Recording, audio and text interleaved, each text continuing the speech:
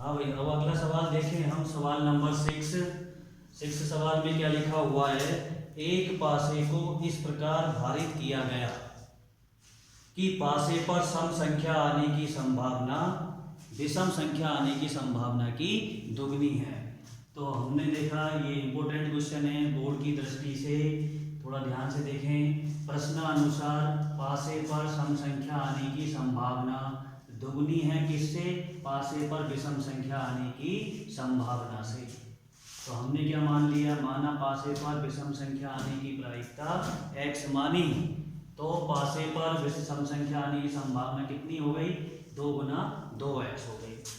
हम जानते हैं कि सभी संभावित परिणामों की प्रायिकताओं का योग 1 होता है। तो यहाँ पर जब हम पासे को उछालेंगे तो कितने परिणाम बनते हैं? 1 2 3 4 5 और 6 आ सकते हैं। तो सभी संभावित परिणामों की प्रायिकताओं का योग 1 होता है।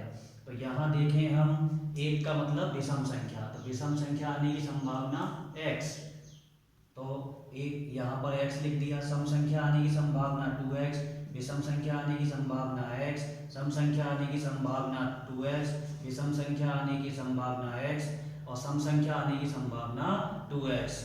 तो कैलकुलेशन करेंगे तो कितना हो जाएगा? 9x बराबर 1। तो x बराबर 1/9। इससे हमें क्या प्राप्त हुआ?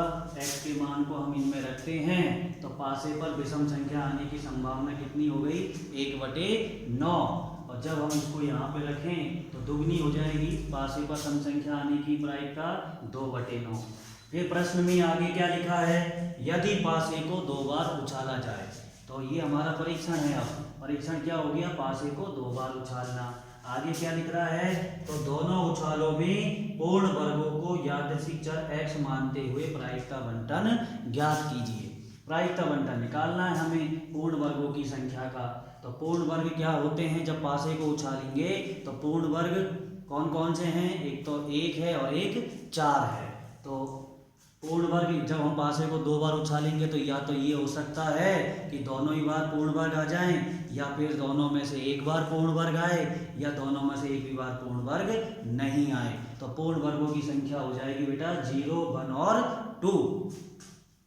अब हम यदि घटना ई पूर्ण वर्ग आना मानते हैं तो घटना ई की प्रायिकता क्या होगी? पूर्ण वर्ग कौन कौन से हैं? 1 और 4। तो 1 की प्रायिकता 1 विषम है तो विषम ये रहा 1/9, 4 सम है तो सम ये रहा 2/9। कैलकुलेशन करेंगे तो 3/9 बराबर 1/3। इसके बाद P of E dash. E dash का मतलब पूर्ण वर्ग नहीं आना। पूर्ण वर्ग नहीं आना तो पूर्ण वर्ग नहीं कौन कौन से हैं? 2 है, 3 है, 5 है और 6। ये अंक पूर्ण वर्ग नहीं है। तो इनकी प्रायिकता ये क्या है? सम। तो सम के लिए 2/9 और विषम के लिए 1/9, फिर विषम के लिए 1/9 और फिर सम के लिए 2/9। तो हम कैलकुलेशन करेंगे तो यहाँ से निकला 6/9 और 6/9 को हल करने पर 2/3 आया। इसके बाद फिर हम आगे बढ़े। आगे हमें क्या करना है? x का प्रायिकता बंटन निकालना है और x का प्रायिकता बंटन के लिए x में 3 मान है 0 1 और 2। तो इन पर हमें प्रायिकताएं निकालनी है। तो x बराबर 0 पर प्रायिकता, x बराबर 0 का मतलब क्या हो गया?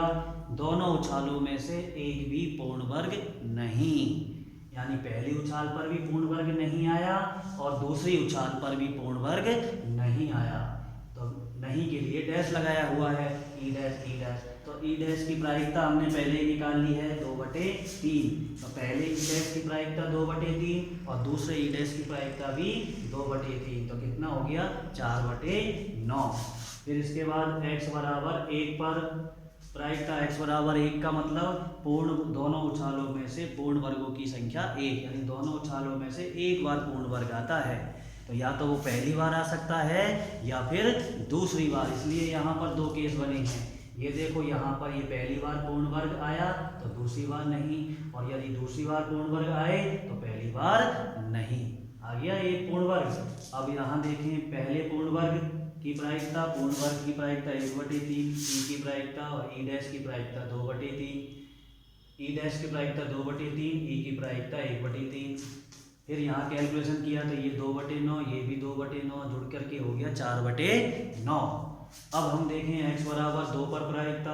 x बराबर 2 का मतलब दोनों उछालों में ही पूर्ण वर्ग आया है। 2 पूर्ण वर्ग हो गए, पहली उछाल में भी पूर्ण वर्ग आया और दूसरी उछाल में भी पूर्ण वर्ग आया है। पूर्ण वर्ग का मतलब पूर्ण वर्ग अंक, यानी 1 और 4, कोई सा भी हो सकता है। तो यहाँ पर देखें हम e की प्रायिकता हमारी 1/3 हम पहले निकाल चुके हैं, ये e की प्रायिकता भी 1/3, तो ये हो गया 1/9।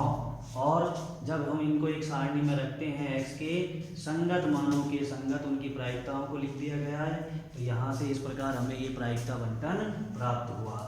तो ये कंप्लीट हो गया ये हमारा क्वेश्चन, और हम नेक्स्ट वीडियो में इस एक्सरसाइज के अगले क्वेश्चनों की चर्चा करेंगे। धन्यवाद।